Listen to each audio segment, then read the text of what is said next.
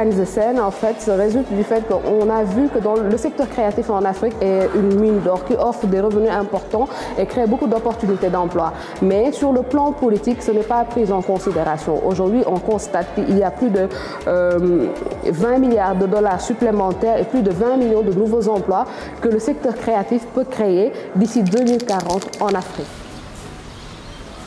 Dans le milieu graffiti, déjà c'est un milieu urbain et quand on parle d'urbain, c'est la rue. Par contre, forcément, il y a des gens qui vont te voir se disant que voilà, cette fille, elle n'a pas de limite. Peut-être qu'elle n'est pas avec ses parents, quelque chose comme ça. Bien vrai que je ne suis pas avec mes parents. Par contre, je sais ce que je fais, ce que je veux, où je vais et où je veux aller. Je peux dire qu'il y a beaucoup de choses aujourd'hui qui sont très compliquées ou bien inaccessibles pour les femmes.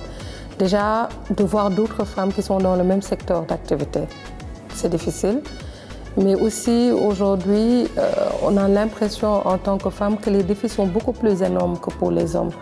Des défis financiers quand on doit aller chercher de l'argent par rapport au projet, des défis de ressources humaines quand on doit aujourd'hui recruter en tant que femme, des défis de management quand en tant que femme aujourd'hui on doit manager nos équipes. Tout ça, ça demande beaucoup d'implication. Et le fait, même en interne aujourd'hui, qu'à des postes de responsabilité, qu'il n'y ait pas beaucoup de femmes, ça aussi, c'est hyper compliqué à gérer. Parce qu'on va dire que les femmes aussi, c'est très difficile pour elles dans le secteur d'activité où nous sommes de choisir des carrières où elles ont des rôles hyper importants. Parce que socialement parlant, quelque part, ce sera difficile pour elles d'être des mères, ce sera difficile pour elles d'être des épouses.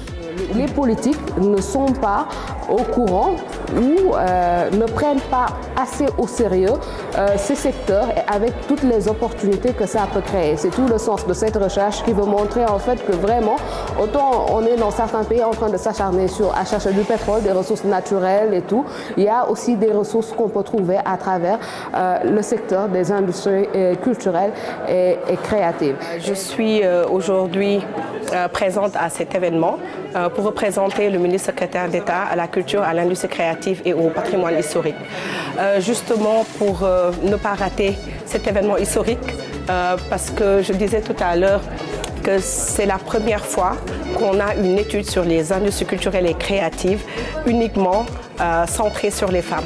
Donc c'était important pour nous en tant qu'autorité d'être là et de participer et aussi de réitérer l'engagement du département à accompagner cette initiative-là et à apporter tout le soutien nécessaire. Quand nous savons que la question des statistiques et de la recherche revient à l'État, si nous voyons des privés qui aujourd'hui s'investissent pour nous donner des intrants, donc nous devons être à leur côté pour accompagner cette dynamique.